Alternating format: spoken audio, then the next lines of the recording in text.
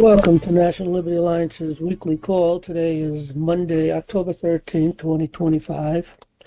We broadcast live every Monday from 9 p.m. to 11 p.m. Eastern Time. If you're listening over Rumble or YouTube and you would like to ask a question or make a comment, you can go to nationallibertyalliance.org and click on our weekly call for instructions to join us by phone, app, or browser. If anybody would like to email a question, you can send your questions to questions, that's plural, questions at nationallibertyalliance.org. Please support our business partners. You can find their banners on the right side of a website of which the proceeds go to support NLA's effort to save our republic. Also, please support NLA by donating $5 a month or more. Click on the donation tab on the top right side of the website. Okay, we're going to pick up tonight with some scripture reading. Last week we finished the Gospel of Luke, so we're going to start with a new book tonight, and I think we're going to read the book of Ephesians. We'll be in chapter 1, and it's read by Alexander Scorby.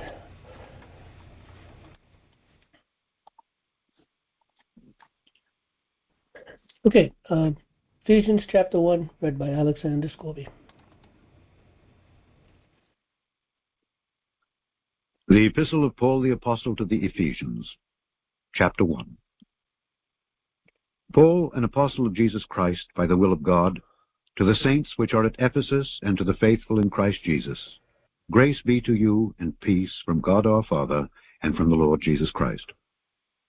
Blessed be the God and Father of our Lord Jesus Christ, who hath blessed us with all spiritual blessings in heavenly places in Christ, according as he hath chosen us in him before the foundation of the world, that we should be holy and without blame before him in love, having predestinated us unto the adoption of children by Jesus Christ to himself, according to the good pleasure of his will, to the praise of the glory of his grace, wherein he hath made us accepted in the Beloved, in whom we have redemption through his blood, the forgiveness of sins, according to the riches of his grace, wherein he hath abounded toward us in all wisdom and prudence, having made known unto us the mystery of his will, according to his good pleasure, which he hath purposed in himself, that in the dispensation of the fullness of times he might gather together in one all things in Christ, both which are in heaven and which are on earth, even in him, in whom also we have obtained an inheritance, being predestinated,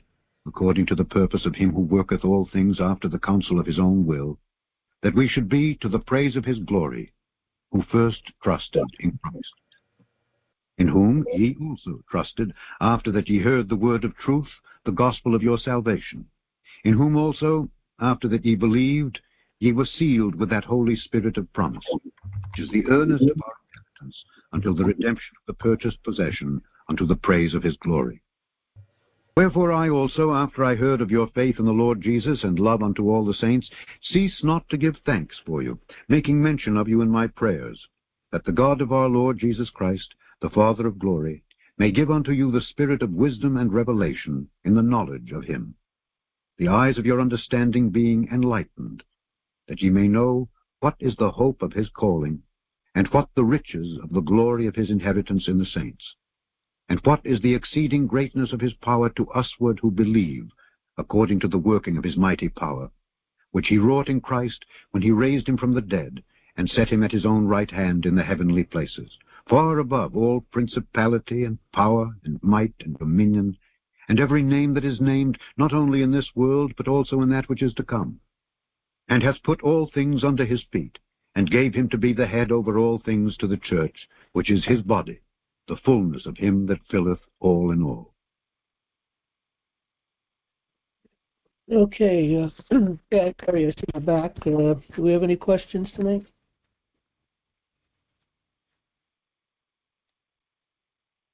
If you're talking, let me check, John.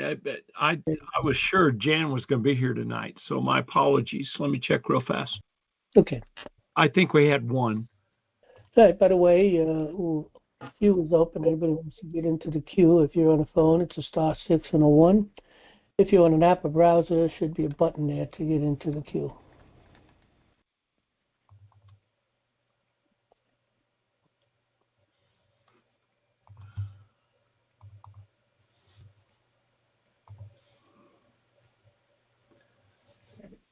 I don't see any, John.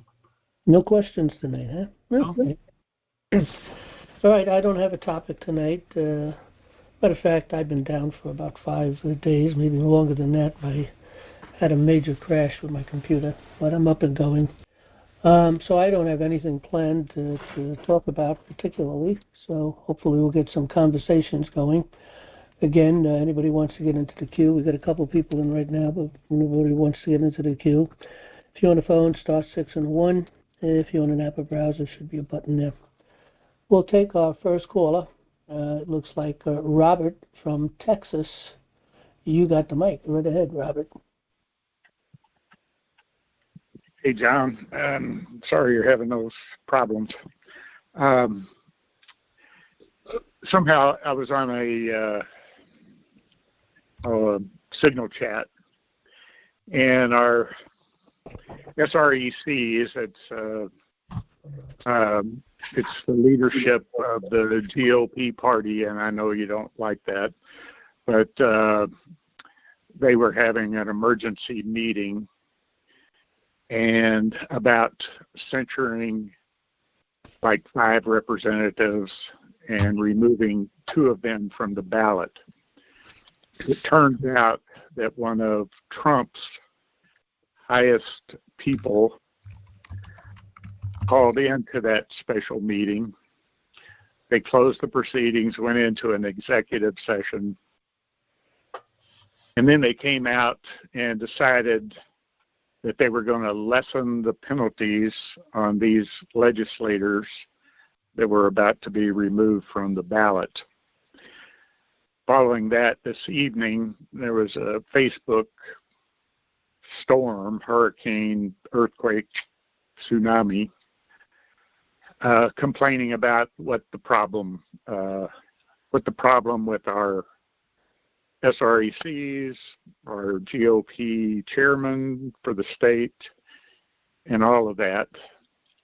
And somehow I got in, and it seemed like just a blessing from God, because every question that they were asking and complaining about with the human beings that we have, like, that we elect to sort of get us through dealing with each other,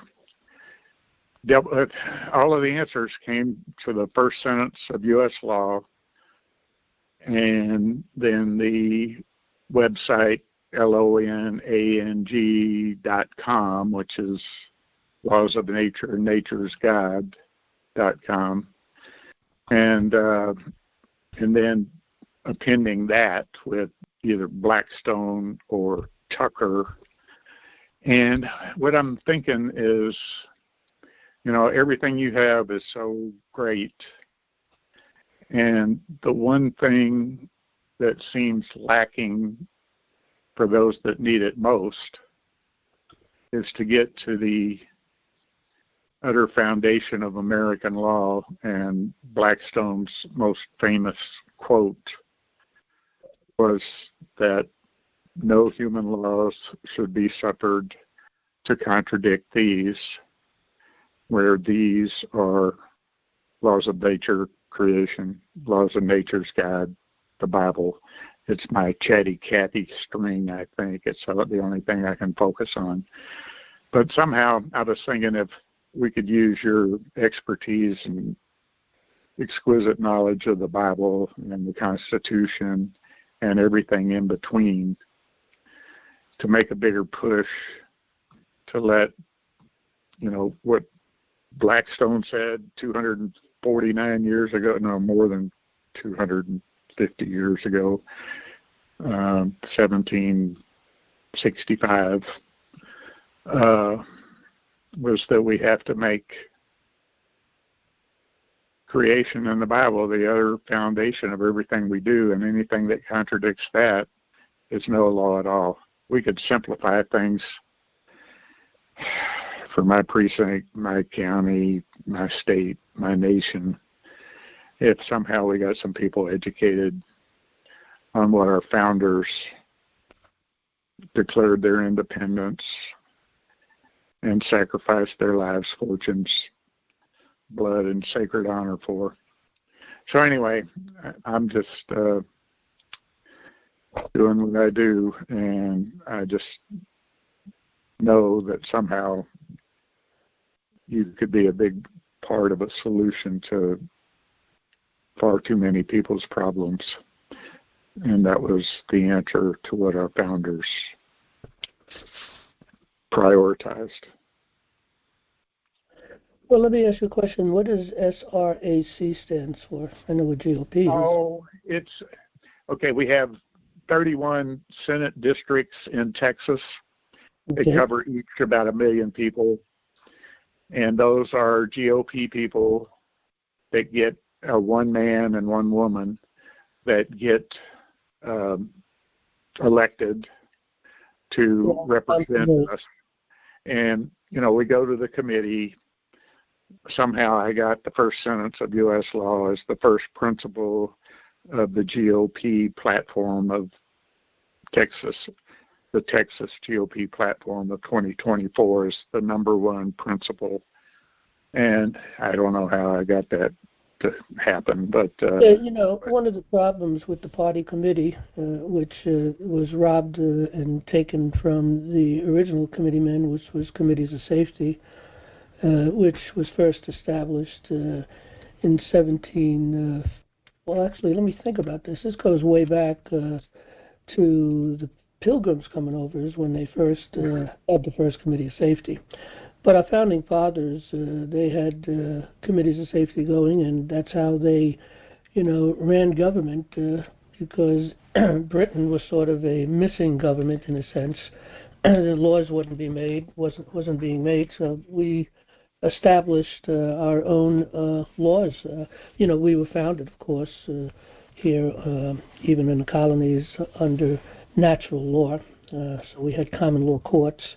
That came from England originally, and so that's what we've been under and had been under for quite some time. But in any event, the parties actually came to be during the debates, the Federalist Papers and the Anti-Federalist Papers, which recorded those debates and the conclusions of those debates particularly.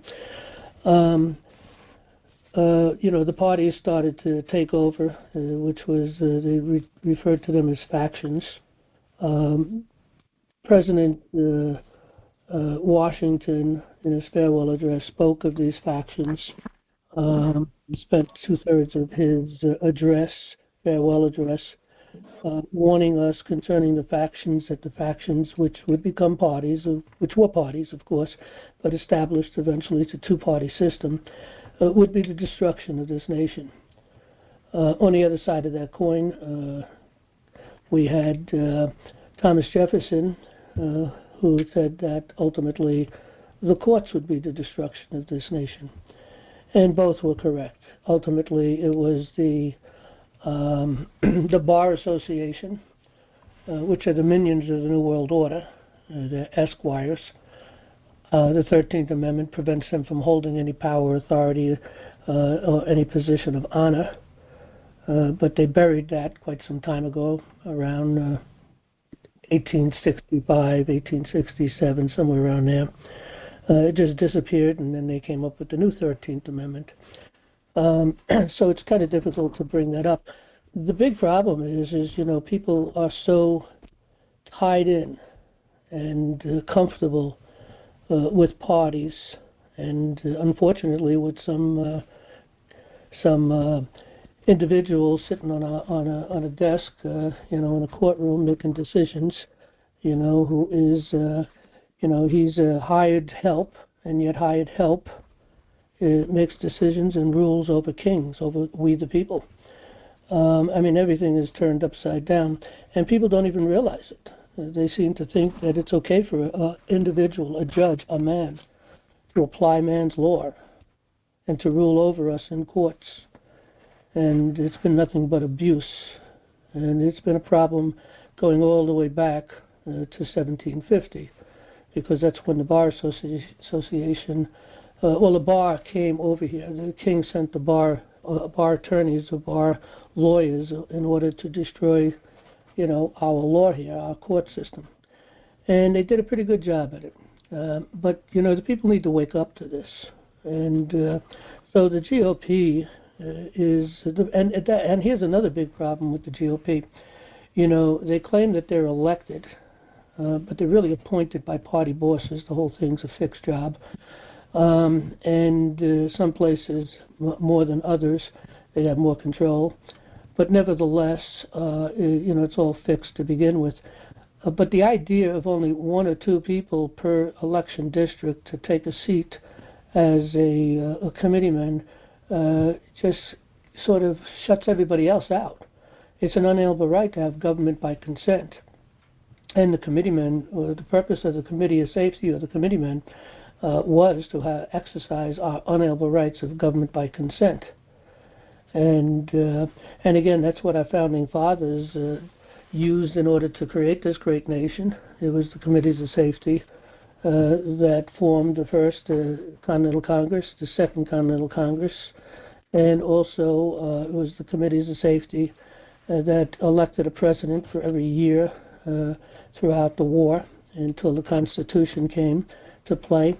It was the Committees of Safety that formed the temporary agreement, or shall I say, a temporary constitution. I know it was called something else. I can't think of it at the moment. But in any event, it's what really kept us together until we were able to have the debates and form this great nation. Now, as far as the law is concerned, again, it's very, very clear in the Declaration of Independence that we're under the laws of nature and nature's God. You cannot move that out. That is the foundation of American law. It's the foundation of our founding documents. It's what everything rests upon, is that Declaration of Independence. And in that Declaration of Independence, it makes clear that we are to have government by the consent of the governed, not by the consent of some parties. And these parties, they're extreme to the right and to the left, in the sense that they just come together and ultimately they represent the elite. They're paid off with tremendous amounts of money, and these people never, with the exception of a few. And fortunately, quite a few people, I think, we might be finding, particularly in the Republican Party, that have come to their senses, led by, of course, Donald Trump and his administration. And I think it woke a lot of people up to realize what their true job should be. And so I think those who have not been corrupted, have, of course, attached themselves to that administration, is trying to do a good job. But I don't really know the details at that level with those individuals, whether they're senators or whether they're congressmen. But in any event, the Declaration of Independence was absolutely crystal clear. And our founding fathers saw America as the new Israel. As a matter of fact, the seals, the original seal for the United States of America, that job was given to three individuals, two particularly who really worked it out. One was Jefferson, and the other one was Franklin. I think the third was, may have been I don't remember. I don't remember who the third person was. If someone knows, they can pipe it in later. But in any event, those Jefferson and Franklin, they had kind of the same idea of the seal. One of them thought that the United States seal should be Moses holding up a rod and separating the sea, and Israel going through to be delivered by God. The other one was, and again, I think that one was done by Jefferson. The other one was from Franklin, which I think could have been reversed. So, but in any event, the other seal was an idea of a picture of the Egyptians on one side of the fire, or the clouds of fire that separated them from Israelis, the Israel, and and kept that distance between them until they were able to cross the Red Sea. And of course, we know what happens after that. But the point is that made it clear in who we are as a people. If you talk to any lawyer, they will tell you that we are fashioned under Rome and under Roman law. Roman law has its findings through Justinian law, and Justinian law is just repackaged Babylonian law.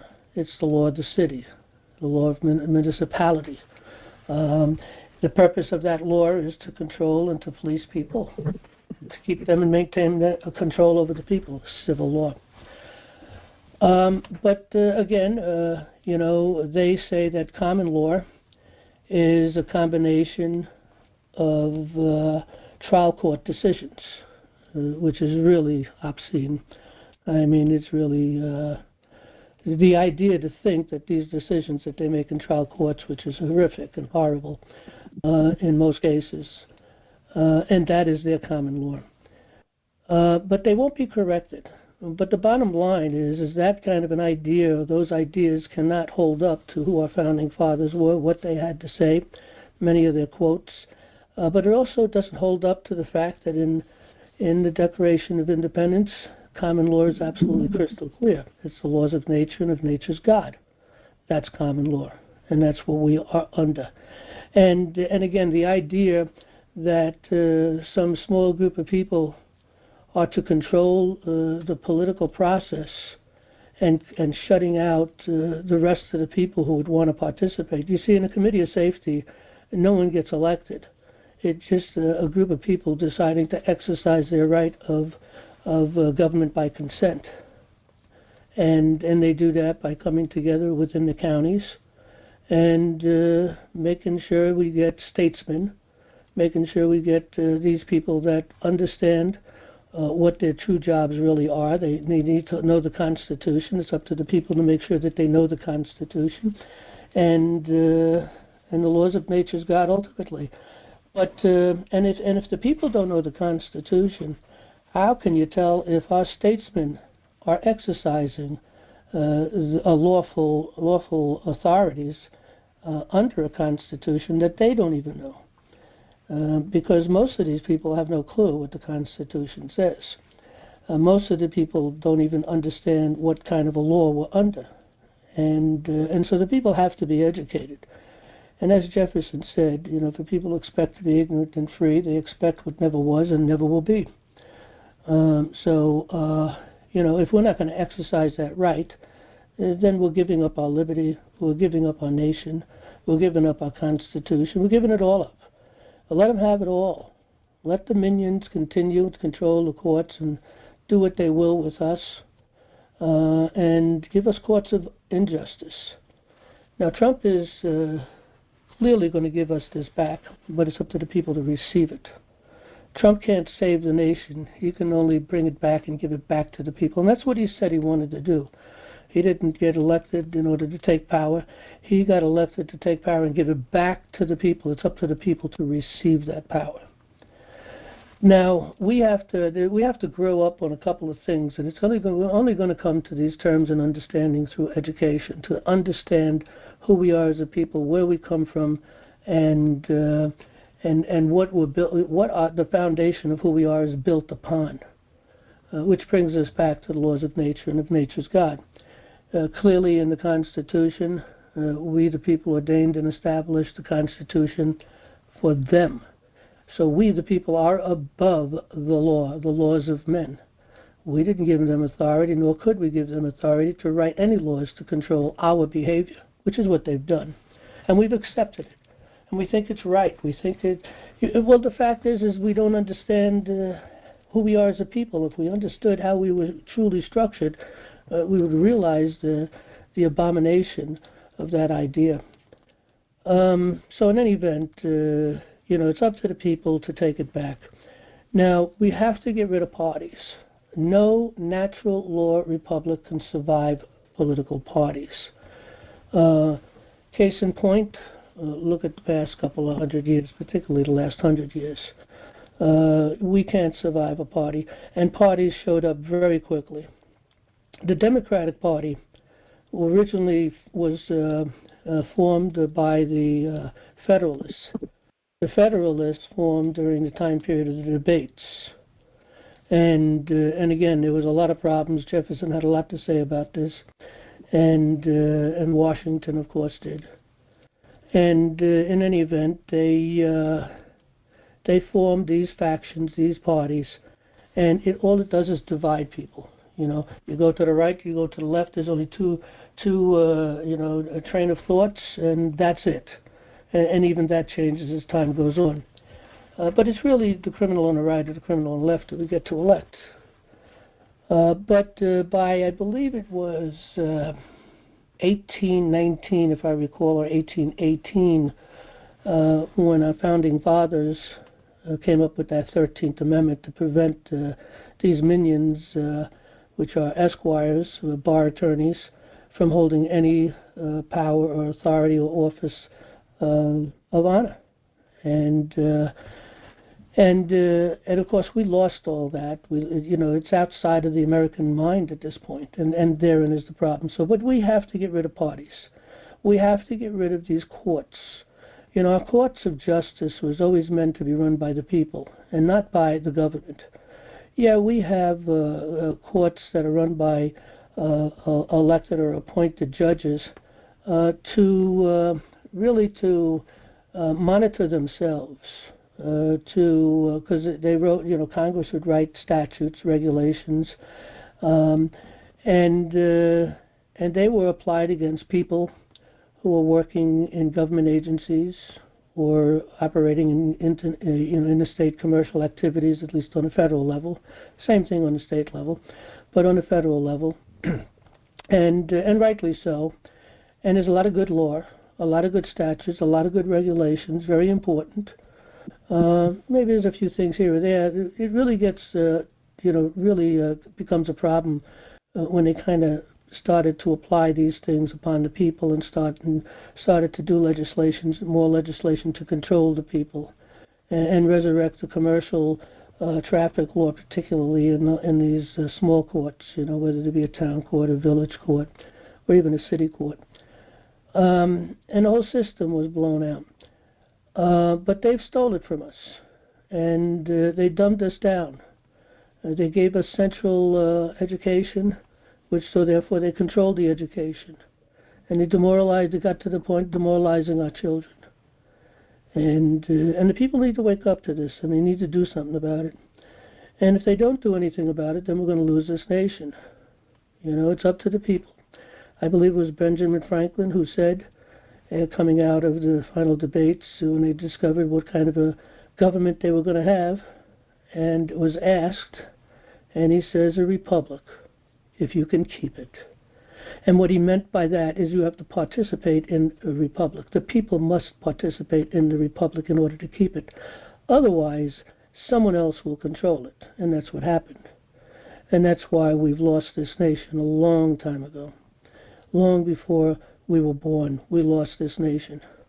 And it goes back into the real, again, the war has been going on and raging since the beginning of the separation. There's been that war going on for control of this nation, whether it be the people or whether it be the New World Order. And it was solidified. This nation fell in 1871 through the Organic Act of 1871. That's when America finally fell. And we've lost any court of justice, any sense of true law through the 1934 Rules Enabling Act, which came into power and authority in 1948. So all this is important to know, and all this is what we need to do. So people, you're not going to change the minds of people in parties. It's just not going to happen. We did try that. That was one of the first things we tried. We tried to take over the parties from going in, but again, we had the same problem. We had to get people who were educated. We had to educate people, and then they had to go in with a mindset to take over the party in order to destroy that party, to bring it back to the people. and that was an impossible task. And then, of course, we eventually formed the National Liberty Alliance. We got involved with the law and started to see it from a different perspective and working on, we got to go on the outside and form committees of safety. And once committees of safety, there are a lot of good people in the political parties that just are ignorant and don't have an understanding of the problems and who's really in control. But a lot of people go in, they get frustrated, and so they have a high attrition rate. They get frustrated.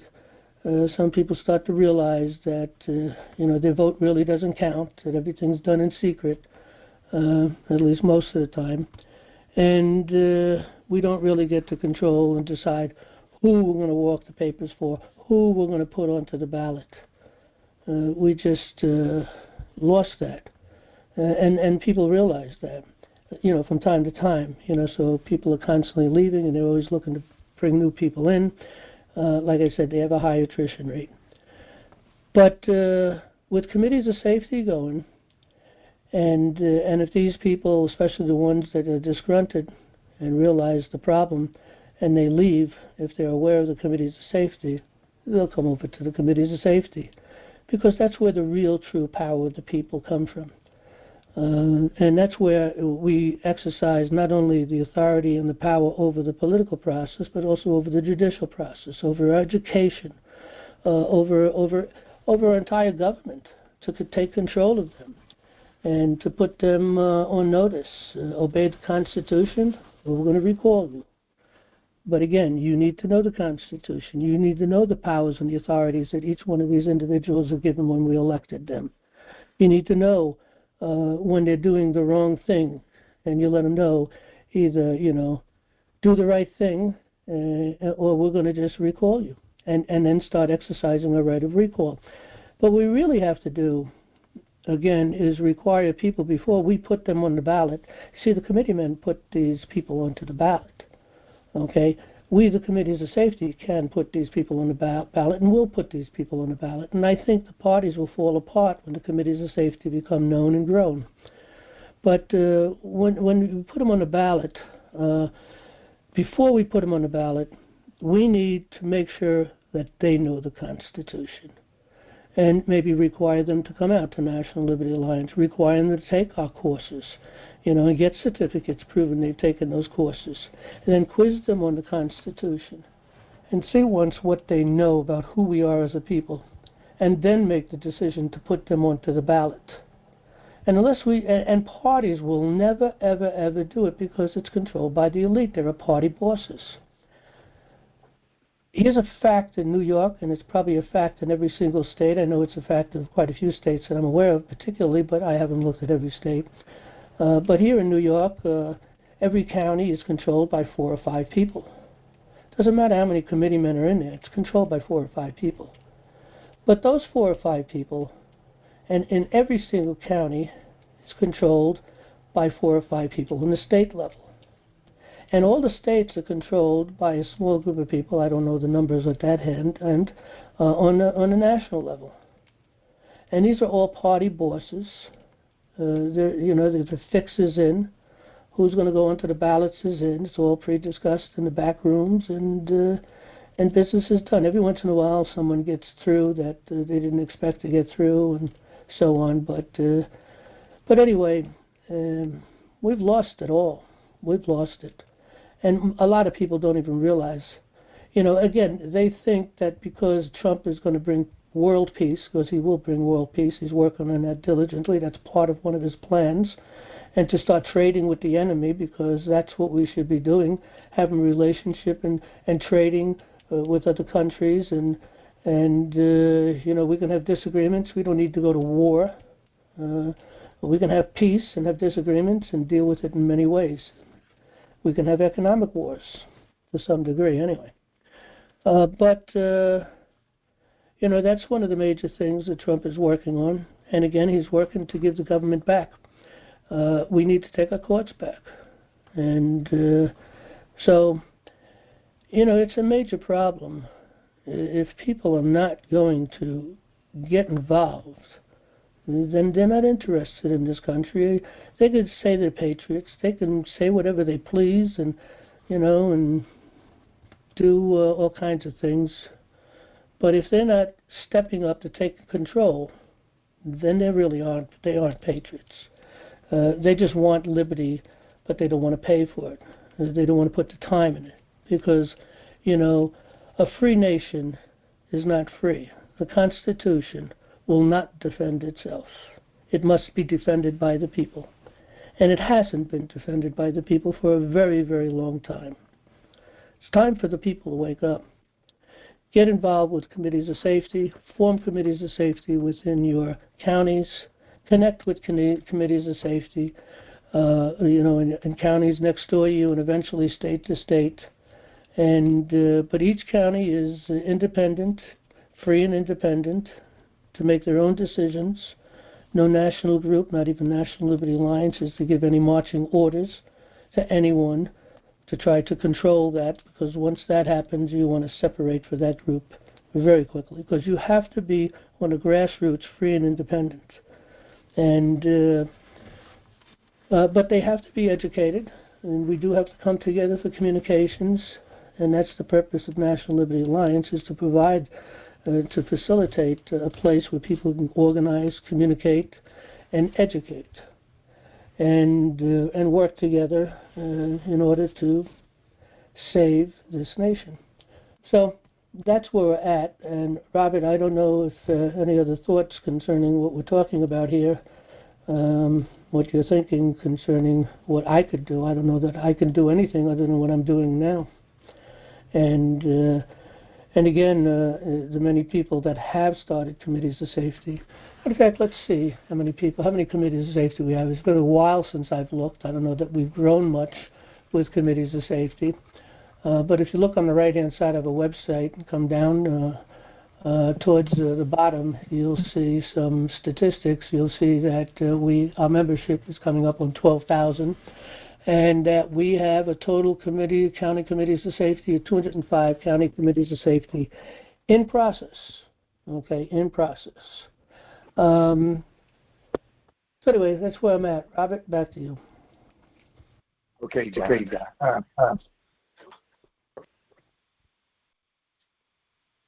I don't know if you can hear me all right. Yeah, we can hear you. I'm feedbacking on myself somehow. I agree with so much of what you say, and you are absolutely right that we, the people, have lost this country. But I don't believe up until 50 hours ago, I know that God has not lost this country. And just like at our founding, when things looked so dim, they put all their faith and everything they had in Him. And that's what happened with this emergency meeting of the SREC. 62 people from all over the state decided to censure. It was like 6, conventionally appointed and installed Republican representatives, rhinos, uniparty, and they voted to censure them. And it was such a problem that Trump had to get involved. He had made a deal with our Speaker of the House. We were going to censure him. And Trump and his leadership guy just late Saturday called in to the chairman of the GOP and they had a meeting of those SREC, 62 SRECs, and there were a bunch of precinct chairs there. So they made them evacuate the room with just the SRECs there. They made all of them turn off their phones, the same thing that they did at the Republican National Committee. And Abraham George, who's our chairman, he got the message that if we did not revoke the censorship to remove those representatives from the ballot as Republicans, then there would be dire consequences for the state of Texas. So, well, do you know why? Do you know why sorry? Trump? Do you know why Trump may have held that position, and whoever came in and represented that? It's one of his, and I can't keep up with all these party people. I just pay attention to creation in the Bible. Yeah, but one of the things that may be here, and I don't know the answer, the solution of what's really going on. We do know that one thing, okay? I know one thing for absolute sure. I know that Trump has it in his heart and has decided to do what he can to save this nation, and he believes he can, and I believe he can too, and to return this back to where we belong. Now, I think he's got a few problems in the sense of his understanding of certain things, particularly maybe natural law. I don't know. That's my presumption. But other than that, I know it's in his heart to do the right thing, to bring world peace, and to get trading with the enemies, to make them friends, because that's what we should be doing, and also to bring back this nation and give it back to the people. Okay, and his administration, the people that he chose for his cabinet, and the people he's got around him, I truly believe in their hearts they all have the same motive, desire for this nation to do what they have to do to bring it back. Now, I'm going to propose one of the possibilities. You know, we're walking a very fine line here. Okay, Trump only has less than 3.5 years left to begin with. It's moving quite quick. What's he been in there? He's been in there now, 10 months? He's almost a year, okay? Almost a year. So he's got a little over 3 years left to accomplish his goals. And he's got to accomplish these things before he leaves office. He's got to give this nation back to the people. And he's got to get rid of all of these, rats, these people in the deep state. He's got to get rid of them all. He's got to clean house. He's got to bring back, trust in the government. And he doesn't have much time to do it. And what's going on right now in Congress right now, particularly with the shutdown of the government, which is a major problem, but he's taken opportunity. He warned them, and they did it anyway, so he's taken opportunity. And so he's firing. He's gotten rid of over 4,000 people. I don't know what the number is now, but well over 4,000 people have been dismissed already. He's cut the Department of Education by 20%. His intention is to cut it completely, to dismantle it. Matter of fact, the person he appointed in charge of that, their job is to cut back the Department of Education and return it to the states. And that takes time. It's going to take years, and they're working on it.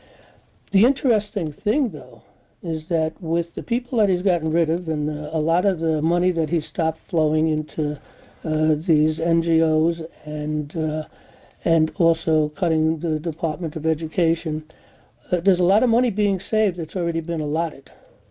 And I understand, I heard today, that he's taken that money in order to make sure that the military is paid, because right now they've been cut off, okay?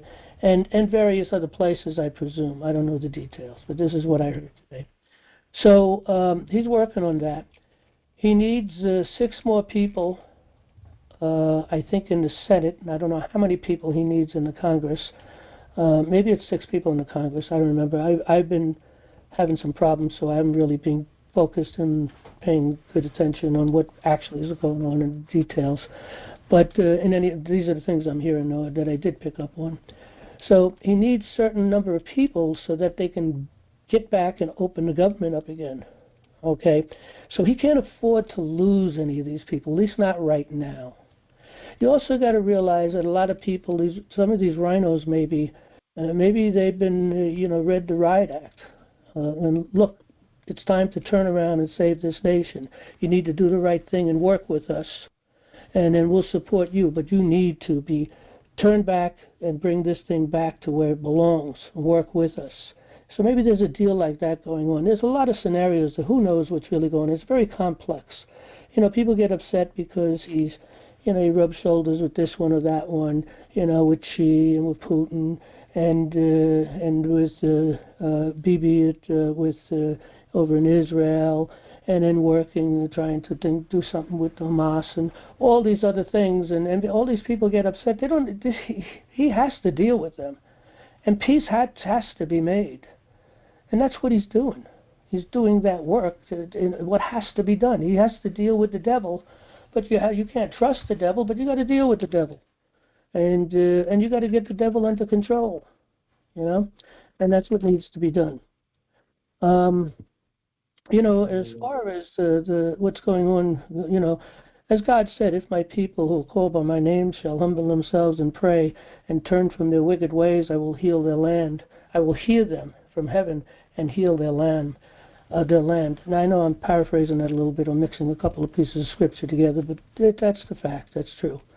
But God also speaks about the latter rain. And I don't know that people understand what the latter rain is. There's the former rain and the latter rain. And the former rain was the outpouring of the Holy Spirit. And that, of course, happened when Christ rose from the grave. And then we had Pentecost, and that's when and we had the disciples. And at that point, the gospel, within a lifetime, the gospel moved through the entire world. The entire world got the message back in those days. And that was the former rain. And it was a very special thing the way he worked that out, the way God worked that out. But then he speaks about the latter rain. And I've noticed that there has been a turn of a lot of people back to Christ, back to Christianity. And when they killed Charlie, it seemed like the whole world responded in prayer, in acknowledgement of Christ. I mean, not everybody, of course not. But it seems like, I think we've moved into the latter rain. And the rain identifies with the gospel. The rain that pours down onto the earth, onto the soil, and brings forth the crops and the green grass and the lilies of the field. And all those things have a spiritual implication. All grass is flesh. So the flesh is because it's got green grass, it's getting watered, it's getting a lot of gospel. The lilies of the field identify with Christ and those who are saved. The earth, again, I don't want to get into a Bible study here, but this is what I see going on right now. God is preparing the world, and we are coming to the end. But nevertheless, nobody knows the day or the hour, and we are commanded to occupy until he comes. So whatever it is that we're doing, we need to continue to do until he comes. So I know the job that I'm doing, and I'm going to continue to do it until he comes. And we should all be doing that. Whatever part we can play in this, we should play. And everyone should really work to have government by consent on the grassroots level and get things going and take this nation back. All right, back to you for a final word, Robert. We're going to move on. Hold on a second. Lord, help me be clear as only you can move my lips. Should we rely on the complexity of today's man while we ignore the Lord at our foundation and of Jesus' birth? You are in control, and your laws are simple. It is easy for us to follow, and we have that opportunity now. When we rely on man, we will always be disappointed. When we rely on your law, we will always be saved. And today's committees of safety is like what the Republican platform is. It's exactly, there's fully 1/3 of all the platform items are related to as many as 4 Bible verses. The people that are fighting to censure these guys and remove them from office, they know the first sentence of U.S. law. They know the first platform, which is a mirror of our first sentence of U.S. law. And these guys are getting censured for violating God's laws. without them really knowing that that's the essence of it. So I just know that we are in a moment now. It can be as any of the miracles that affected our founders. So many miracles. If we just put our faith in God and His laws instead of the people that were doing that, Saturday at the SREC, they had their faith in God. But then Trump came in, closed everybody's communications, and threatened His wrath instead of us abiding God's wrath and His laws. So I think we have just a magnificent opportunity that I've been praying for, but I never knew how it would eventuate. But this is, like the early shots fired, whatever, it was before Concord and Lexington. But I think we have the opportunity here, and I would love for you to read the Texas GOP platform and the principles there and a lot of the platform items and see how they comply with God's laws. And I think we have a real opportunity. All we have to do is change the names of the Committee of Safety to the God-loving GOP that is not going to be laws of man, but those of God, and no human laws can contradict those. So anyway, I hope, I pray that I can use the recording of this call, because the first 25 minutes of it is just the perfect lead up of what everybody needs to know, so that we can become, at the local level, the committees of safety in our own precincts with our own neighbors, and then in our own counties. And so we have people here in Texas, and the major fighters is somebody that I got elected, and her name is Christ in Bentley, okay, like Christin. I've never seen that spelling before, but I'm sure she's part of this God's plan to save our nation and to save our laws for her progeny and those of all the world. So anyway, John, I certainly... Hey, well, I'd like to make... Yeah, go ahead. I'm sorry. Go ahead. I'm sorry. I interrupted you. Go ahead. No, I was just lauding you and your efforts and everything you do. I just would pray that we take our trust in people, no matter who they are, no matter how great they seem, and put it all on Jesus. Well, amen to that. In the Bible. And amen. I think God will make it work. Amen. All right. Well, I'd like to just make one other point.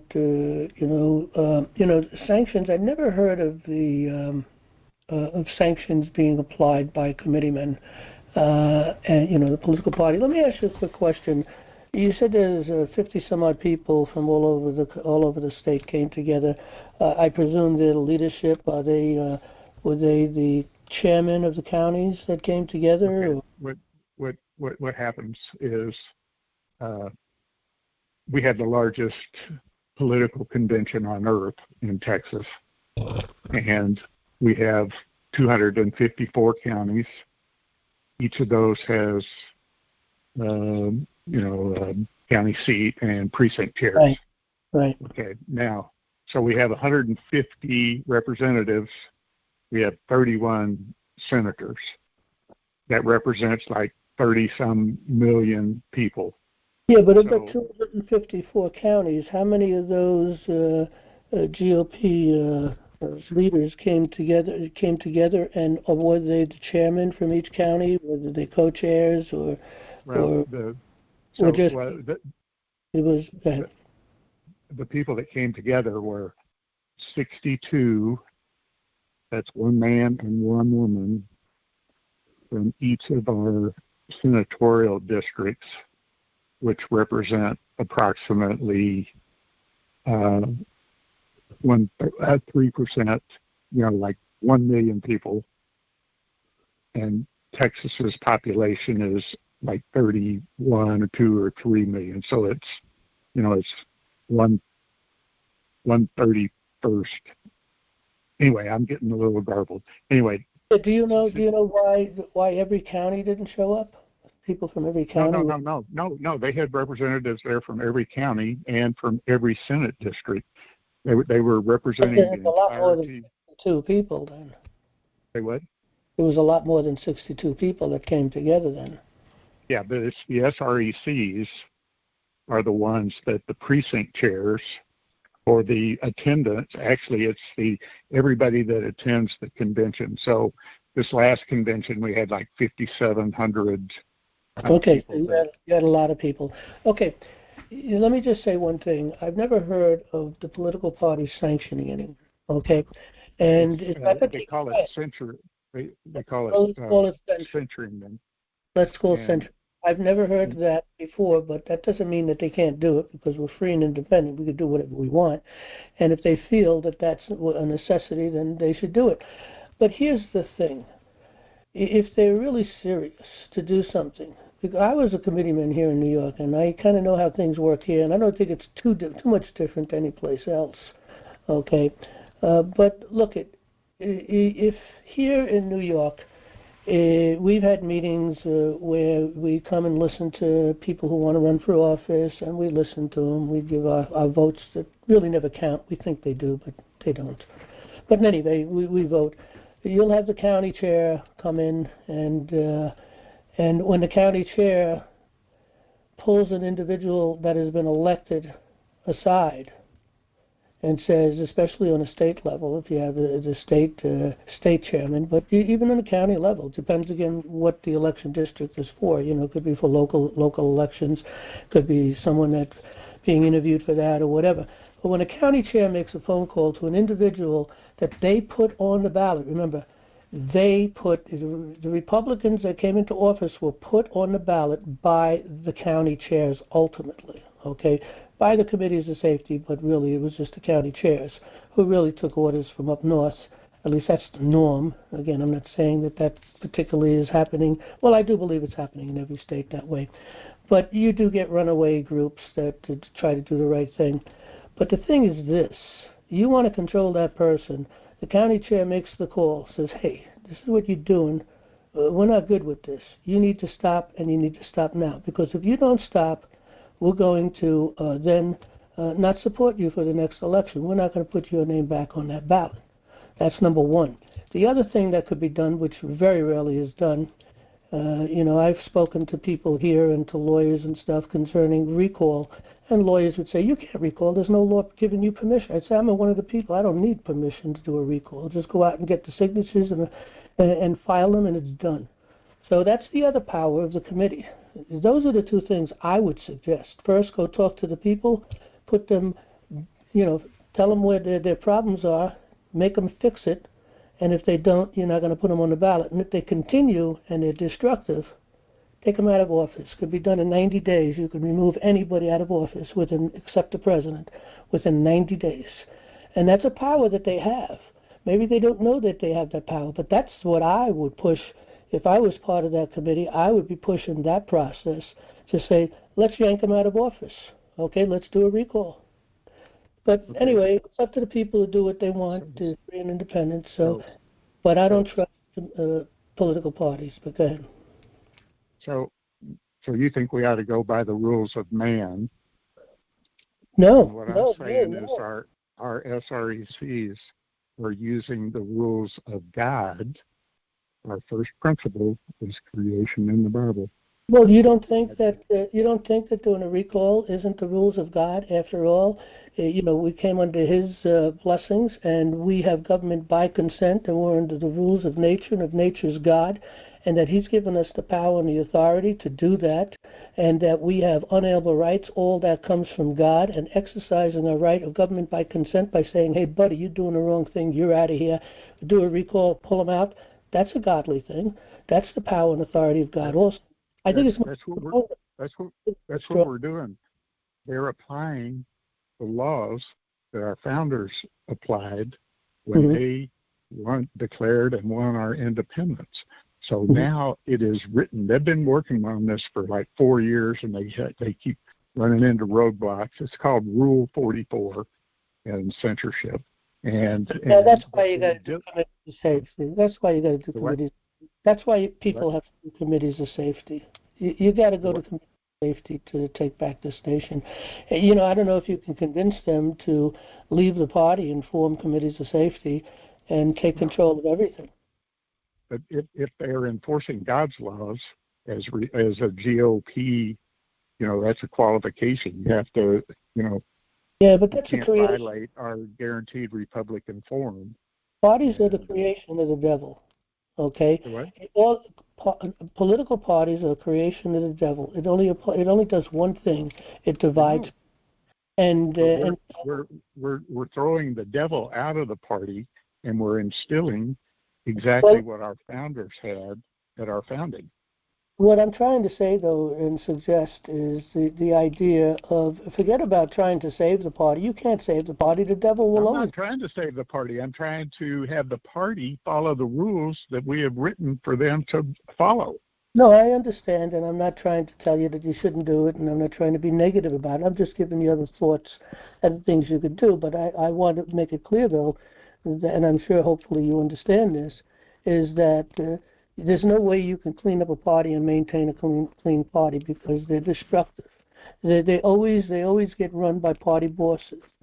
You will always find some sociopath will find its way to the top and take control, and these are your party bosses, and you can get rid of them. Someone else will replace them, if not right away, over time. So doing what you're doing is good if you can try to apply it and get it going, but meanwhile you should really be thinking about getting rid of the political parties and forming committees of safety where there is no party, where every individual, let's take on a national level, let's take it on the federal level. You send a congressman into Washington to do the will of his or her constituents within their election district in that particular state, okay? Then they need to be doing the will of those individuals. Then you'll have free and independent individuals if you don't have parties controlling these people that are sitting in Congress, because Congress is controlled by two parties. It's controlled 100% by two parties. And if you didn't have parties, it would be controlled by the people. So as long as you have parties, you will never have control by the people. The other thing is the Senate. The Senate belongs to the state. The state is the ones that send two senators. Each state sends two senators up to Washington to represent the business of the state, and the Congress is to represent the business of the people. And so when they took that away with the 17th Amendment, they destroyed the balance of power. States have no say at all, none, with what Congress does. They have no power authority over their senators, because they're elected by the people now. And so the special interest groups control both houses. And this is the mess we're in. We're in a big mess here. We need to clean, and people don't understand this. They need to be woken up to this, and they need to do something about it. We need to get rid of the 16th and the 17th Amendment. We need to resurrect the 13th Amendment. We need to get rid of political parties. We got to resurrect the 13th Amendment and get rid of all of these minions of the New World Order, understood as esquires. They got to go. Any judge, any lawyer, they got to go. And if we don't do that, we'll never take this nation back. It'll never be back to a nation, one nation under God, indivisible, with liberty and justice for all. That's just a wish. It'll never get even close to that unless we do those things, because we're under the control of a small group of people. And therein is the problem. So hopefully we can get committees of safety going, and eventually parties will fall apart by attrition. But we've been on long. Let me give you one more minute, and then I'm going to move to the next caller. I just opened my Blackstone first volume I can't open to page 39. Okay. And consequently, as man depends absolutely upon his Maker for everything, it is necessary that he should, in all points, conform to his Maker's will. That's what our SRECs are trying to do. I don't care who we can call them, whatever you want to call them, but they are trying to conform to their Maker's will. Okay. All right, well, I appreciate that, and I'm sure there are a lot of people with that perspective, hopefully, God willing, and we'll get something done. Okay, we're going to take it. Thank you, John. Thank you, Robert. Okay, Mark, let's see. Mark, you got the mic. What state you from, Mark? Mark, you got the mic. What state you from? You got a Yahoo email address, it looks like. Last call for Mark. Mark, you got the mic. All right, we'll have to move on. We'll take our next caller. It's a wireless caller, 330, area code. What's your first name and your state? Yes, hi. My name is Jasmine, and I'm in Ohio. Jasmine from Ohio. Go right ahead, Jasmine. I just had a question regarding a court case in a municipal court and putting on the record, like declaring your status. Would that be the best, I guess, like beginning to like a regular criminal court case, or do you advise just moving to have the case sent to a different court since? Well, if you're in a municipality court, then that's not a court of record. You can challenge jurisdiction, and they will not even allow that challenge to go through. Then you can move it into federal court for denial of due process. That's the process I use. They always do the same thing. They get their rear in an uproar here. When you go and challenge their jurisdiction, they just go crazy, and they will not give you the due process to hear and consider that they have whether they have jurisdiction or not. Now you have to understand jurisdiction. You have to be able to defend that position. And then again, you move it to federal court for denial of due process, and you sue them in federal court only for the issue of denial of due process and a demand for that court to cease and desist because they don't have, not because they don't have power or authority over you, because they didn't give you due process. So you don't want to get into status, and when you move to federal court, you open up a court of record. Opening up a court of record is simple as starting off that, I, your name, one of the people of your state, herein sues or whatever the case may be, and then you build your case from there. And that's opening a court of record. You also make the referral that it's a court of record on top, and you define what a court of record is in a footnote, which says that a court of record proceeds according to the common law. And I'd use the word natural law because they play their games with their common law. And also a court of record is determined only by the people, a trial by jury. Okay? So I would put that up on the top right side, the jurisdiction of the court that you are opening, which is a court of record with a demand for a trial by jury. And then footnote the meanings of those things. And then you can move, and that's when you're moving it to federal court for cause. Okay? Now, that's where I would go with that. But look at anybody that wants to go into the court, you got to understand how the court system works. You got to understand how due process works. You got to understand something about their mindset. And for that reason, we did a course that anybody could take. It's found under Education Starts Here. Anybody looking at the desktop here, if you're on a computer or app, I guess, on your phone or whatever that may be, you're looking in on. But under Education Starts Here, you come down and you click on Court Access in the Common Law. You can get information there, and you can take that course, and that will prepare you for the knowledge that you need to go into a court and to deal with them. Learning how to write is another thing, okay? And the best way to learn how to write is to read U.S. Supreme Court decisions. That's the best way to learn how to write. Read our cases, okay? You know, you can find our cases under the federal court cases here. We did an action against YouTube. We did an action against the judiciary. That's a good one. You could read that one. We did, I think under that one, you'll have a lot of different cases that and papers that we've written, memorandums, all kinds of things in here. By reading, and again, you know, Government by Consent. The book Government by Consent has, I think, 25 or 27 memorandums of law.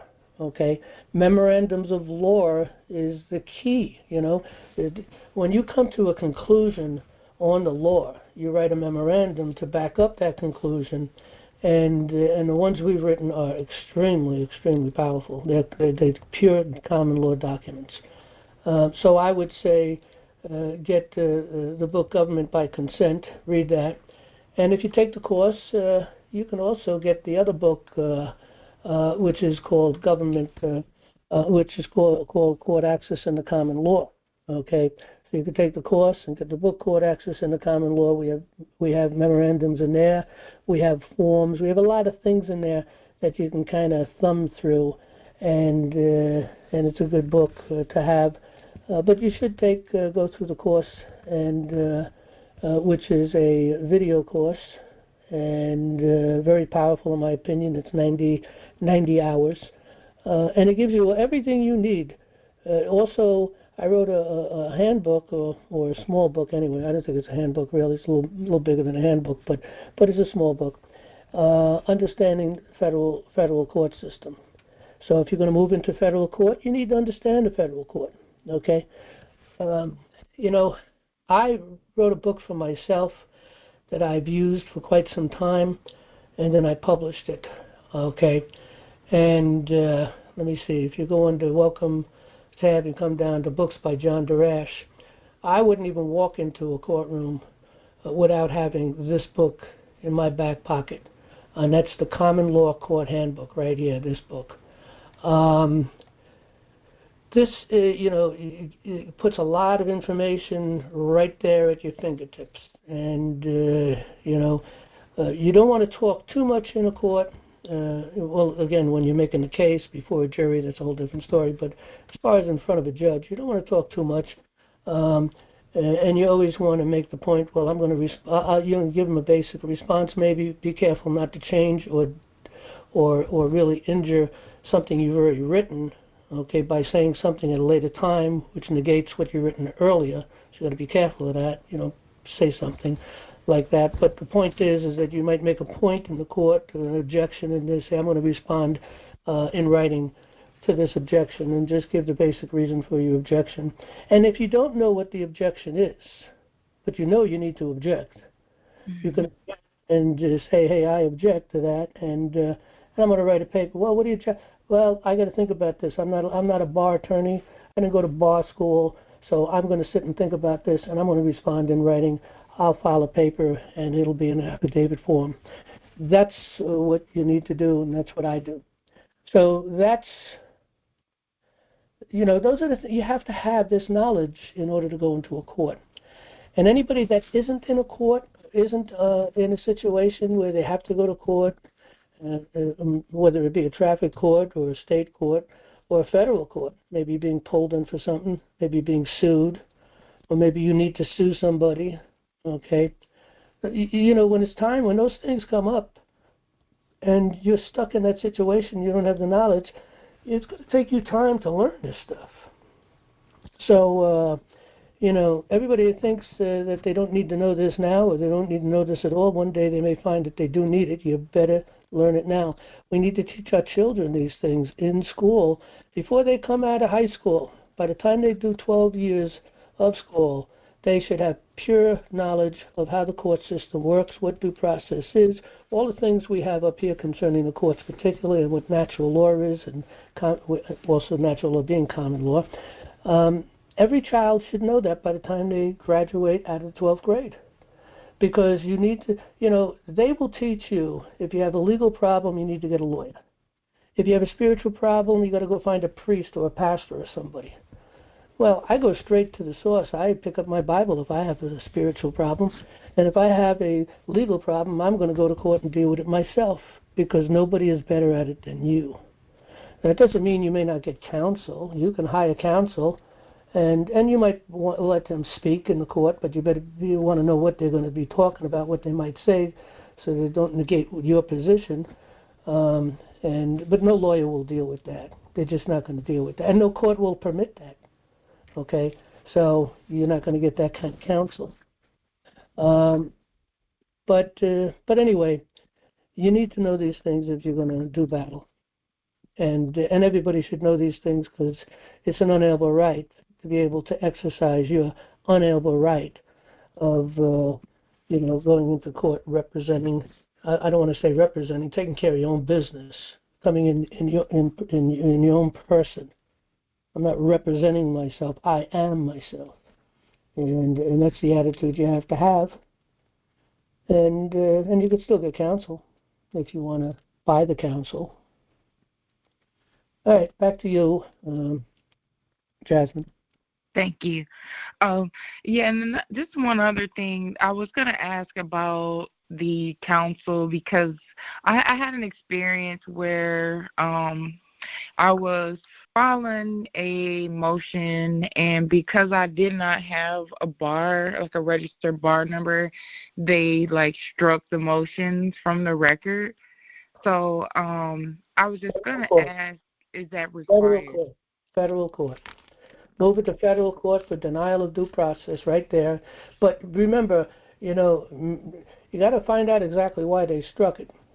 Maybe not because you're not a bar individual, but maybe because you didn't serve it properly. You have to serve a motion properly, okay? Anytime you make a motion to the court, you're moving the court. And the other side needs to know you're moving that court. And so you have to do a paper on top of your motion, which is a notice of motion. And that notice of motion, even though you're already in court, has to be served, okay, and with proof of them receiving it. That could be through the U.S. mail with a return slip. You can certify it, or it could be through the sheriff, or someone can do it to personally serve it and do an affidavit of service.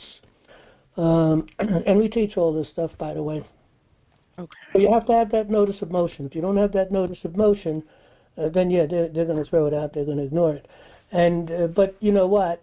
They're supposed to help you a little bit, because you're not a lawyer. You're not a bar attorney. Okay. So the judge should give you some leeway, and the judge should let you be known to you. Hey, look, you got to serve a notice of motion when you do this. Go up, find the form online. You can find it anywhere, all over the place. You can go right to the court website. You'll find forms.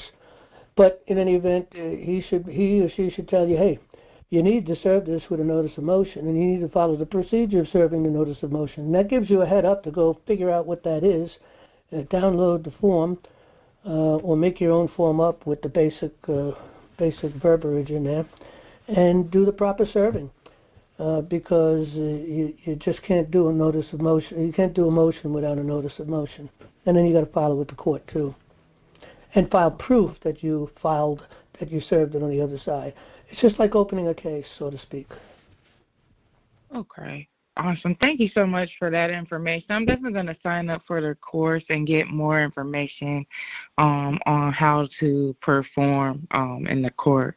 Thanks so much. Well, everybody should take that course, and it also supports NLA, because that course we only charge $125 for. It's a multi-$1,000 course, multi-$1,000 course, and but in any event, it's every person needs to understand and know how the court system works and how they can protect their rights and what their rights are. They need to know these things.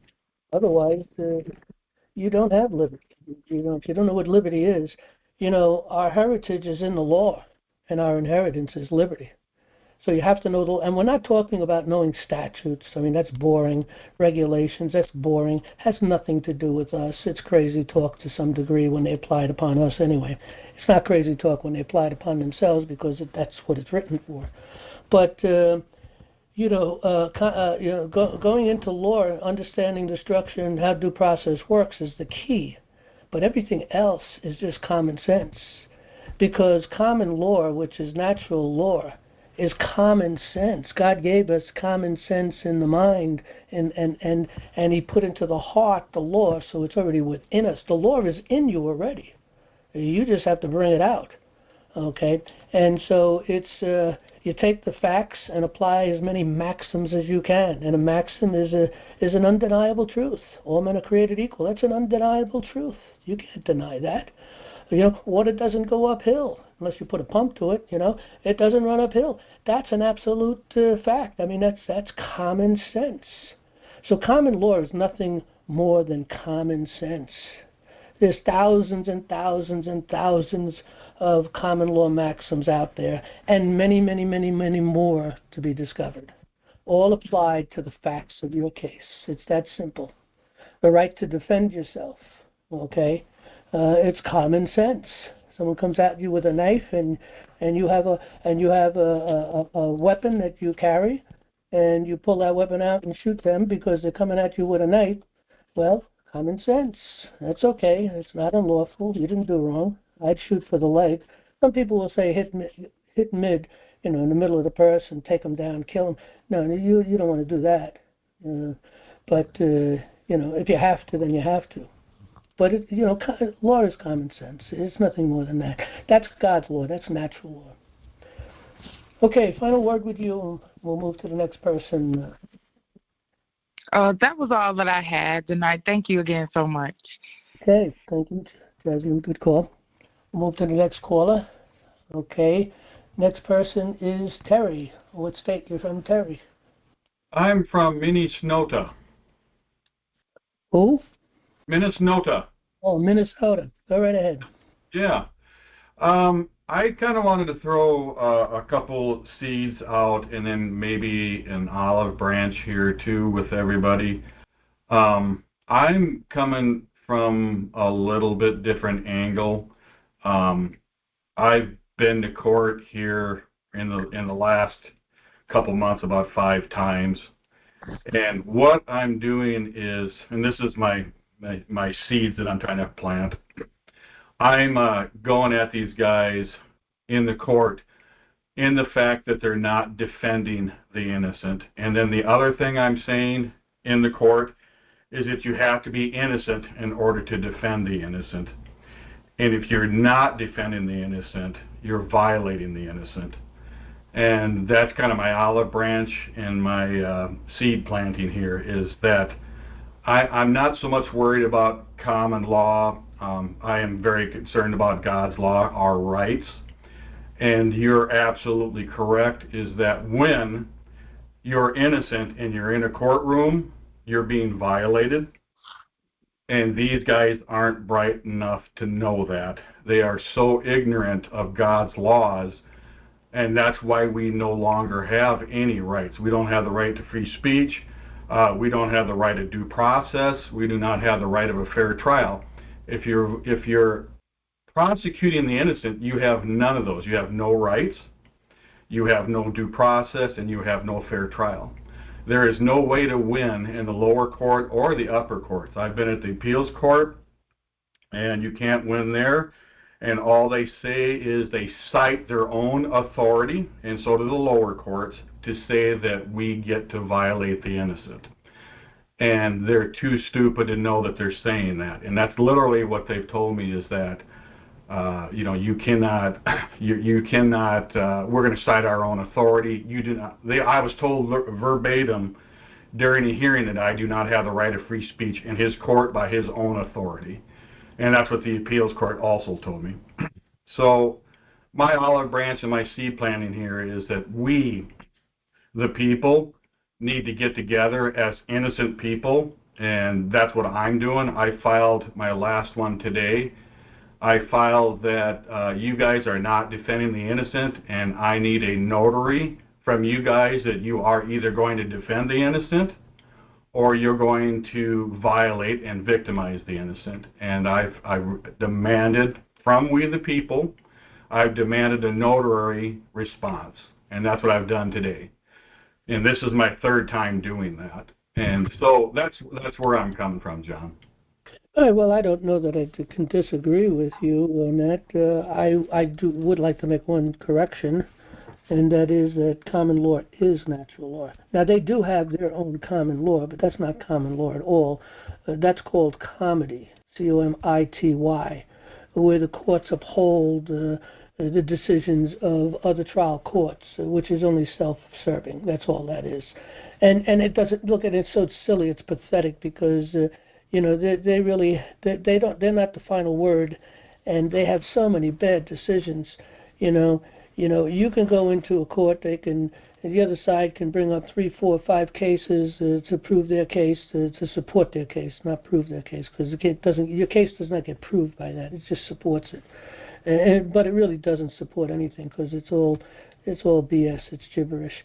So they could bring up 3 or 4 or 5 cases. I can go and get 5, 6, 7, 10 cases that say something different, okay?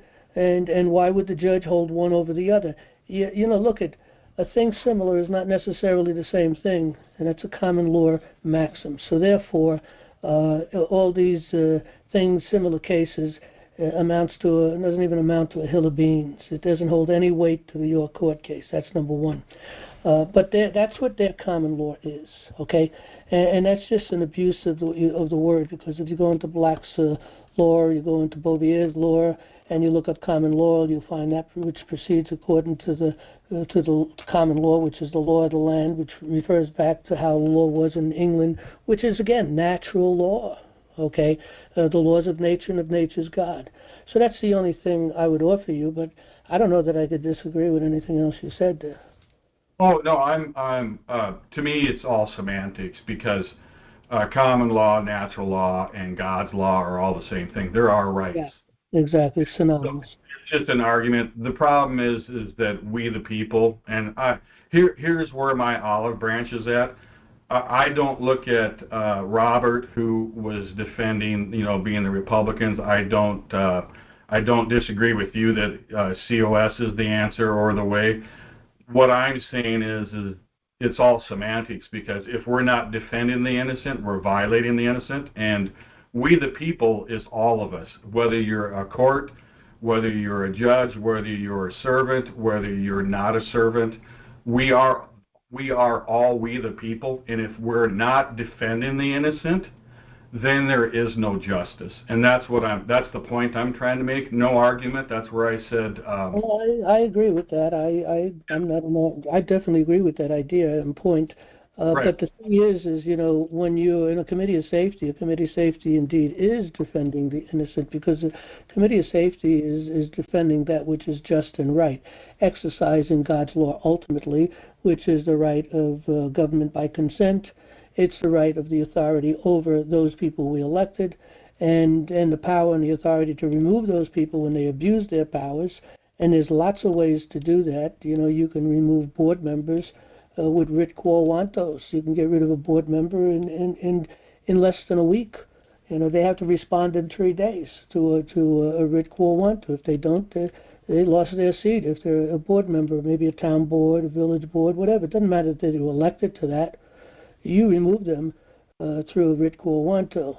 And they will not answer a writ quo wanto. Now, not that the courts are going to uphold that, but look, we still do these things and do what we have to do. And at some point in the future, we can resurrect those things.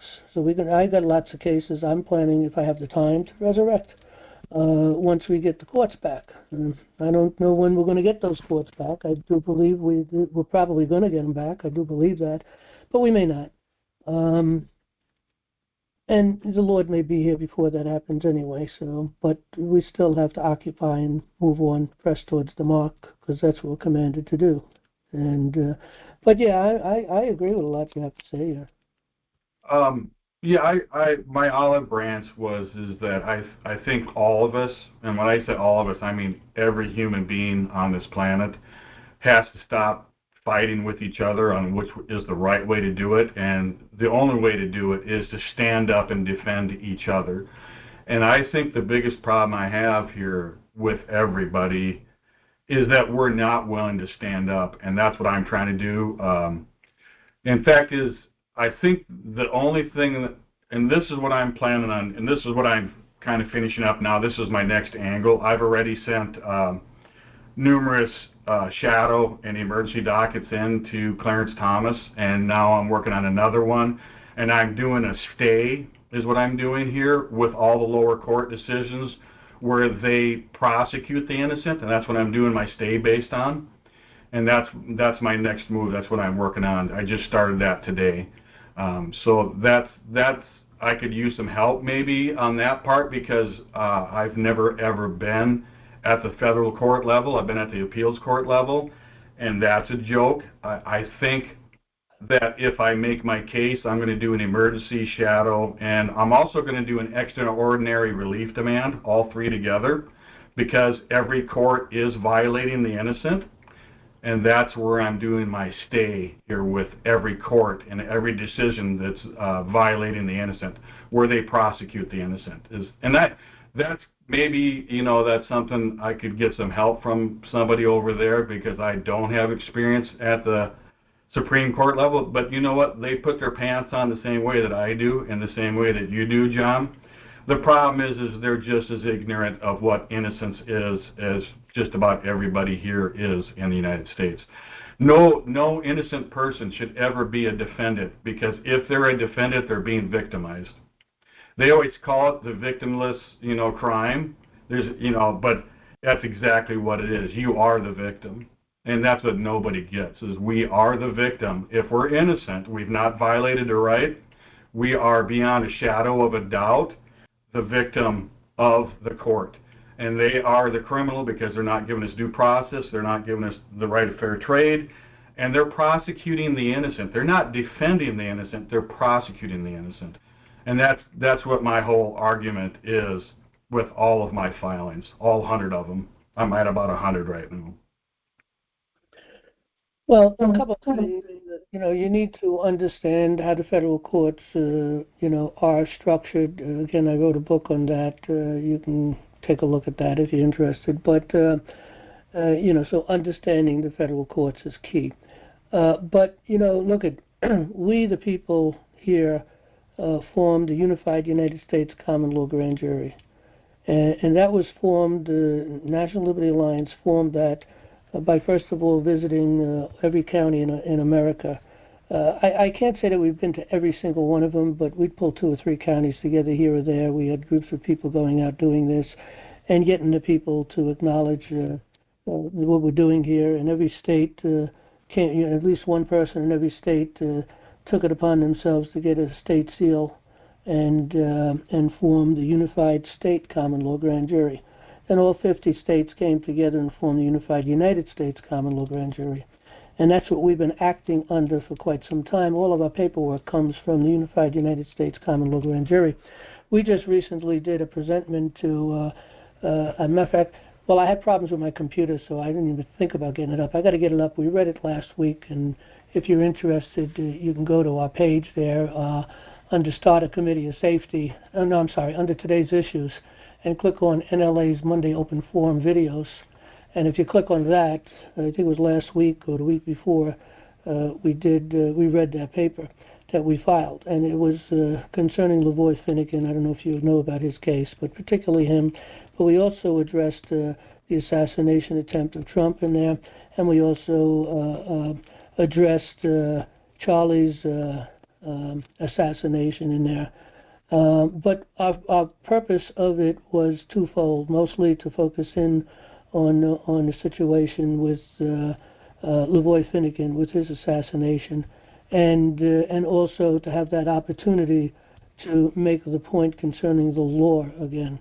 And it was addressed directly to Patel, Director Patel with the FBI, A.G. Bondi, and President of the United States.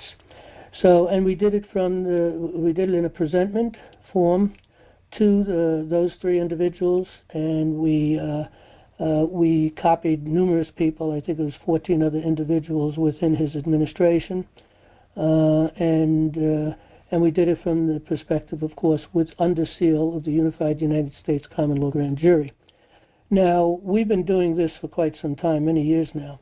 We filed, all kinds of paperwork on behalf of other people. We've done indictments on judges and many different individuals. We filed it with Sessions and with Barr, and recently we filed one with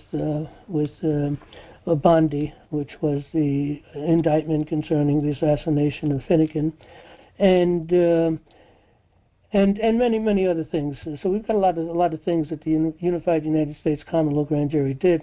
We did an indictment on the entire federal judiciary. The entire federal judiciary has to be let go. Every single judge must leave because they violated the law. Every single one of them, without any failure, every single one of them participated in the closing of the doors of justice. They will not allow you to have a court of justice. They may sometimes allow you to get that jury trial, but it will be a stacked jury. And under very rare conditions, that stacked jury, it becomes a runaway jury. And that rarely happens, but it does happen occasionally. So it is a mess, and that's why we did an indictment. First, we did papers to the federal judiciary. They didn't respond. They didn't do the right thing. We did an indictment on the federal judiciary. They still didn't respond. They still didn't do the right thing. We filed the papers with the United States Supreme Court, and we filed other papers with the Supreme Court also. But that one particularly, we filed with the United States Supreme Court.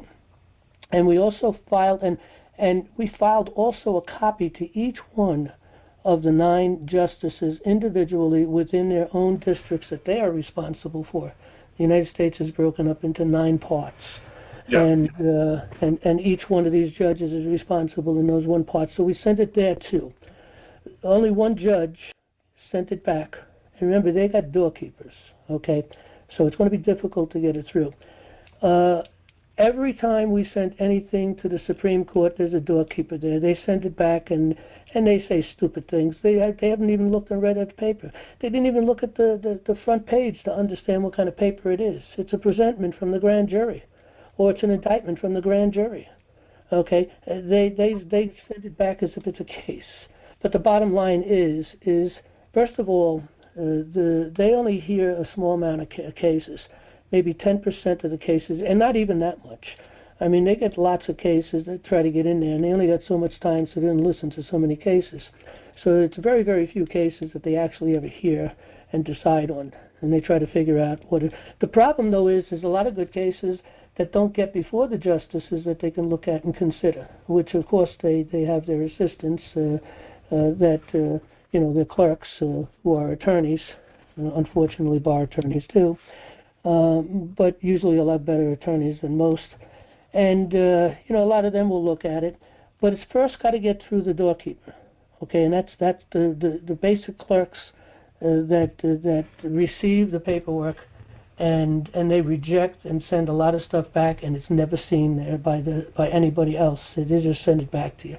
So if you're going to send anything to the Supreme Court, I'd not only send it to the Supreme Court, but I'd send it individually to each one of the 9 justices directed within their districts.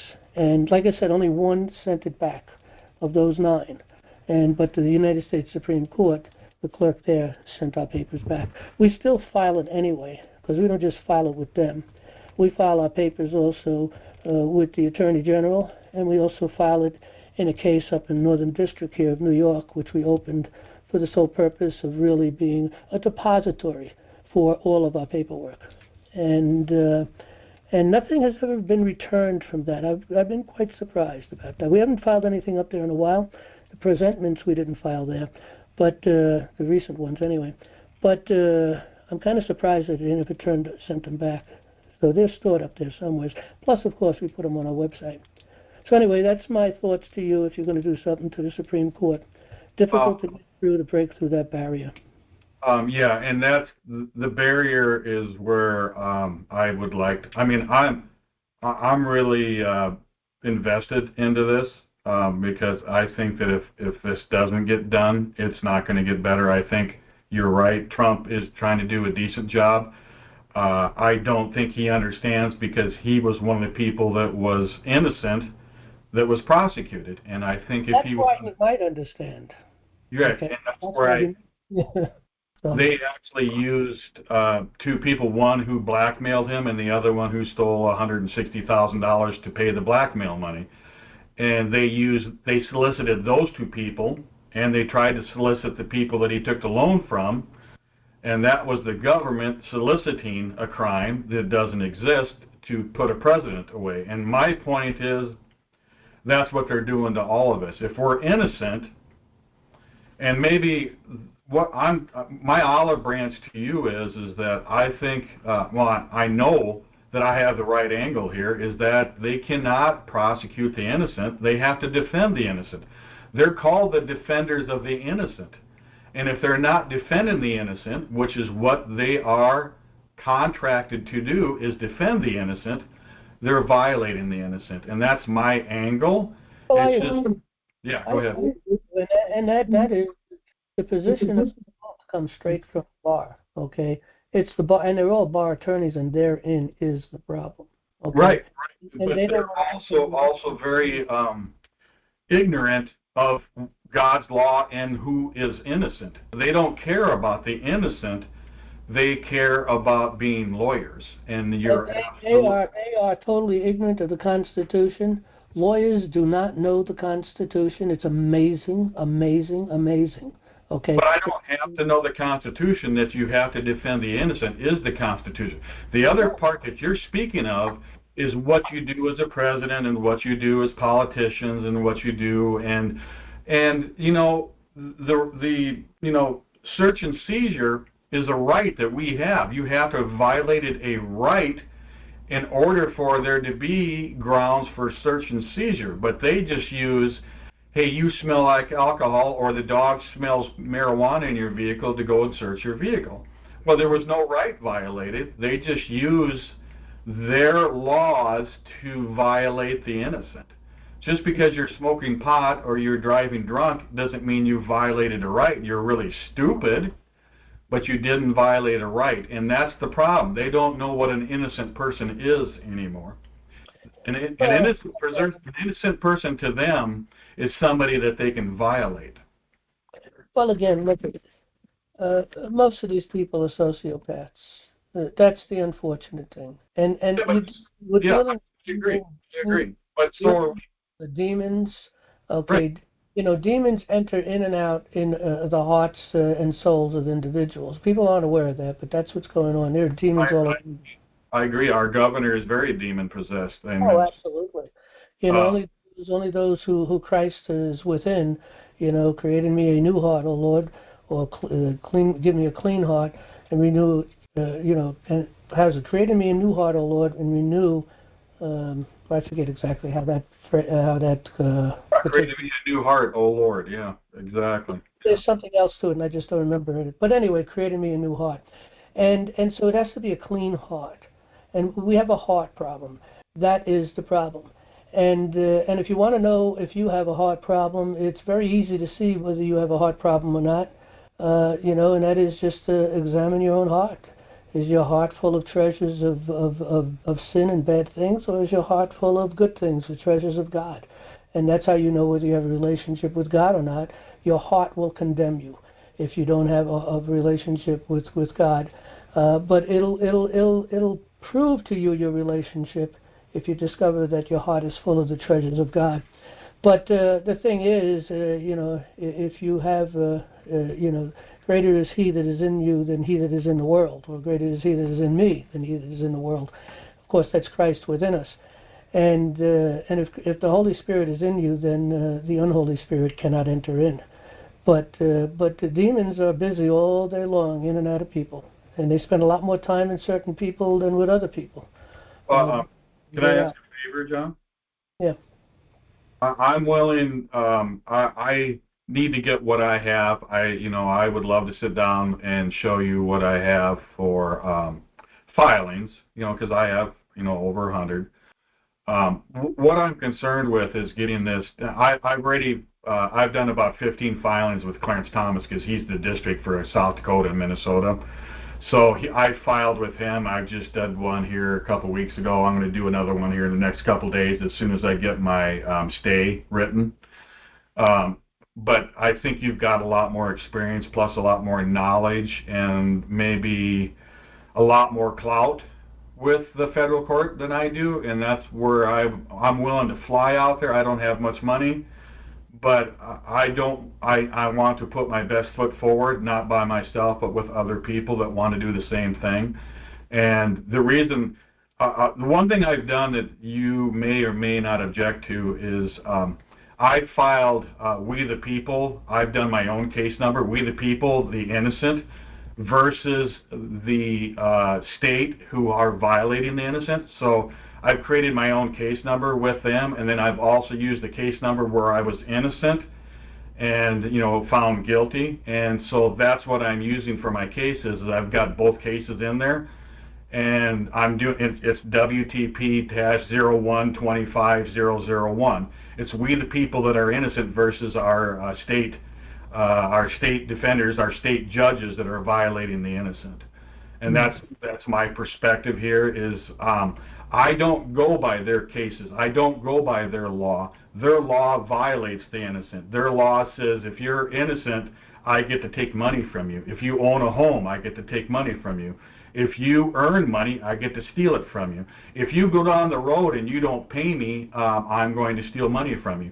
If you do 5 miles an hour over the speed limit, I will take money from you. That's not a right violation. That's not anything. It might be bad driving, but 5 miles an hour over is not bad driving.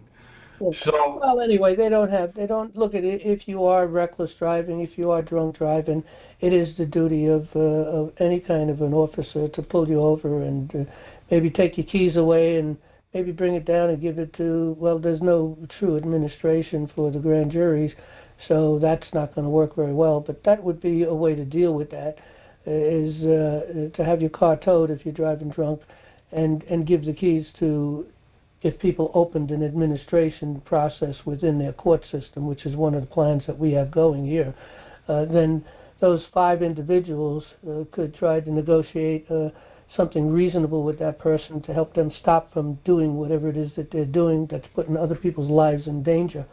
So that's one way to deal with it. Also, it is a danger. Other than that, okay, there's no reason any cop should be stopping you for anything because you're not driving commercially.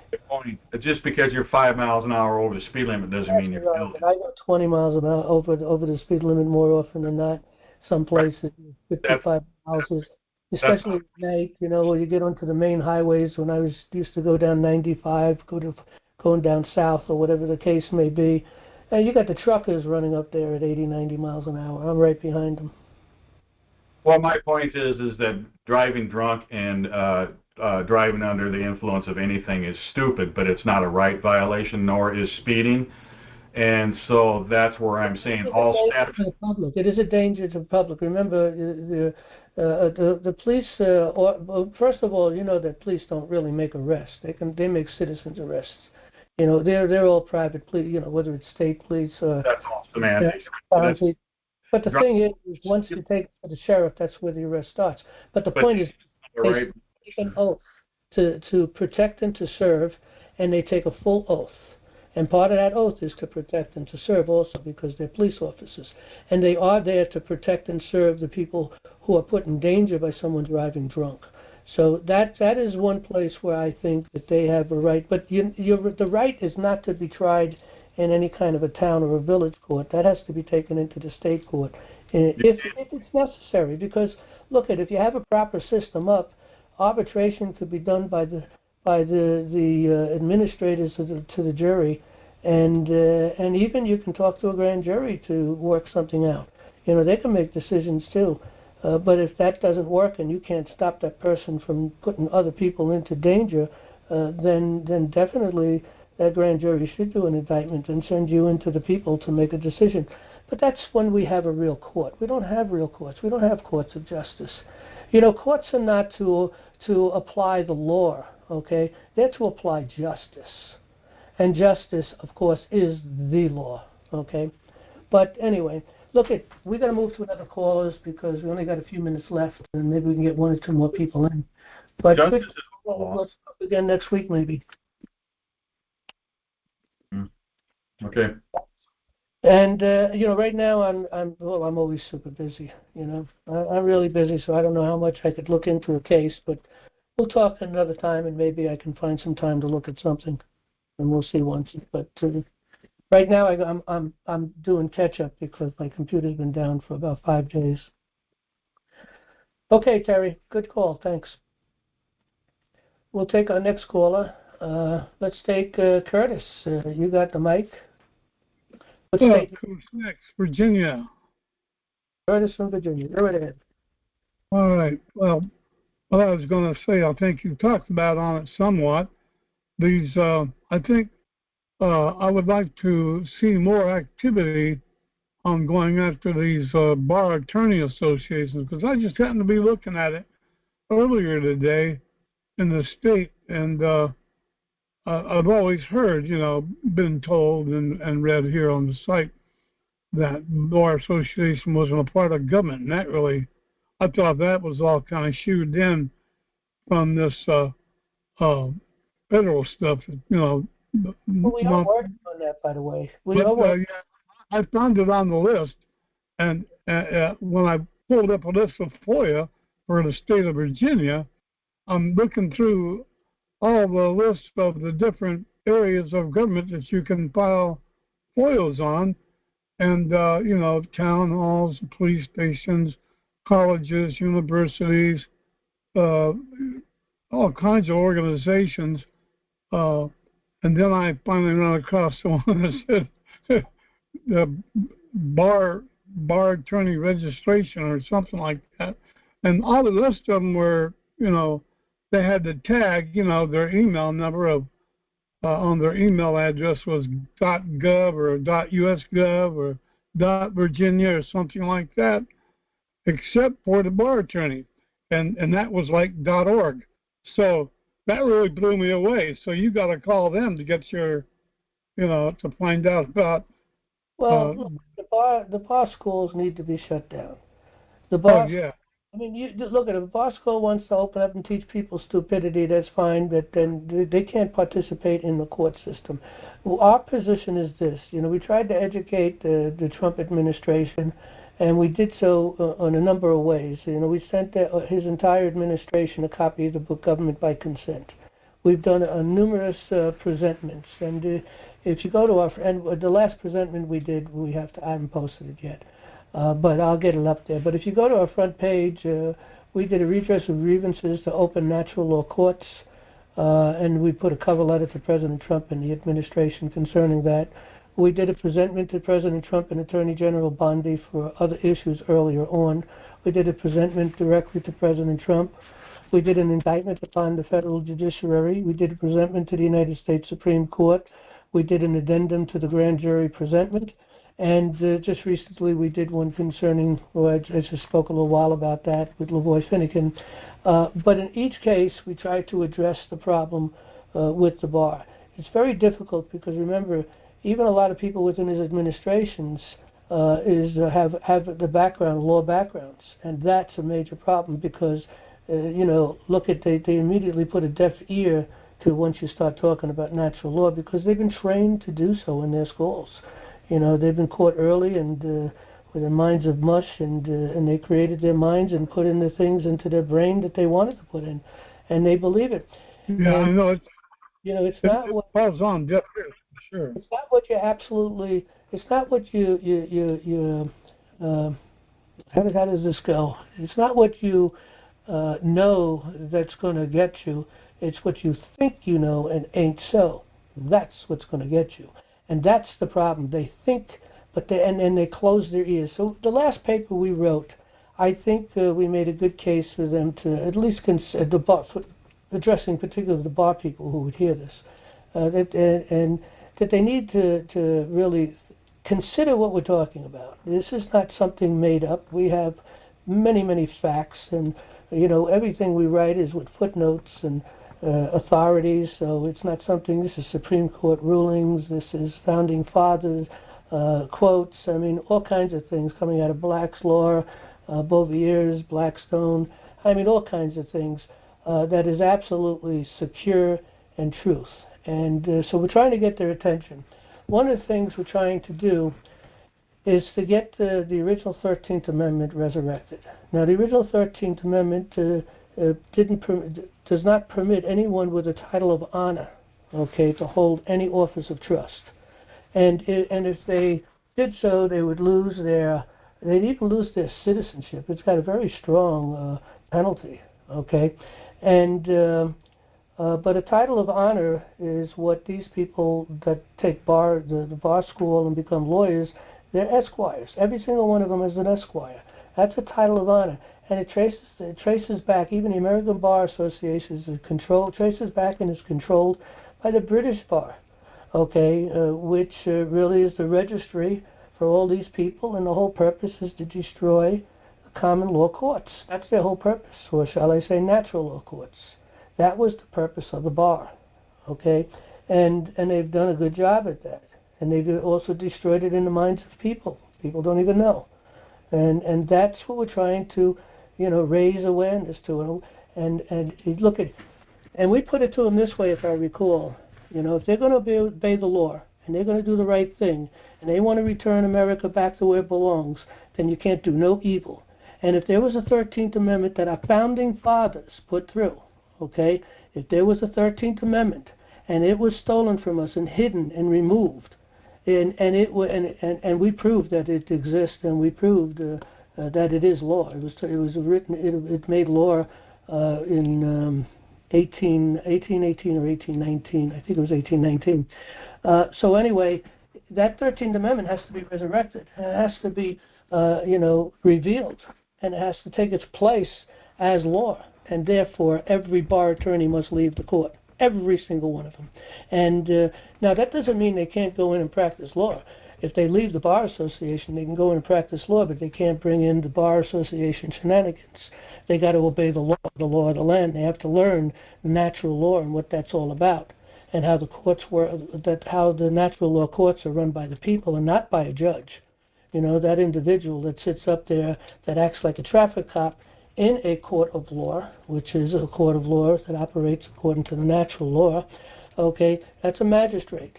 His only purpose is to execute the will of the people, not to make any decision, not to make any summary judgments, not to prevent any evidence from coming in.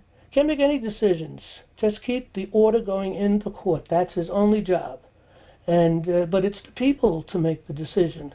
It's the people to decide, the facts of the case, and to apply the law of the case, which is natural law, and to also make the decision of what the penalty might be, if there be a penalty, with an eye on restitution.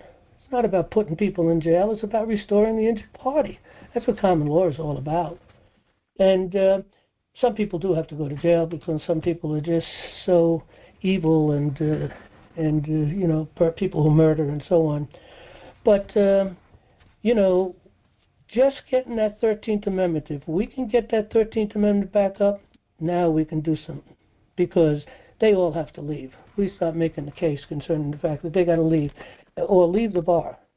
And, but again, it's an uphill battle. Well, I do agree with you there. It's an uphill battle, and probably like the other part of your message that you've been giving for decades here, education, educating the people. I think there's like 8 or 9 quotes from Thomas Jefferson reflecting that, not fearing the government, otherwise you're living in tyranny if they don't fear you. And a host of others, saying the greatest depository is educating the people.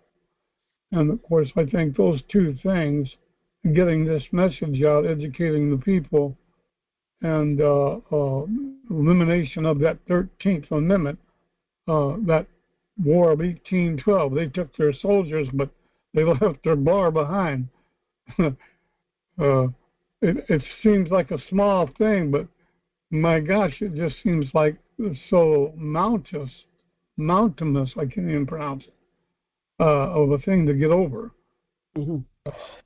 All right, well, look at, I'll leave that as the final saying for the night, and we're going to have to close down. We do have a couple of people left in the queue, but we're past time, and I got to get to sleep, and I got some things to do before I go to sleep. So hopefully, you get back into the queue next week, and we'll see where we go. But all right, Lord willing, we'll see you all next Monday. Good night, everybody. Thanks for coming. Good night, John.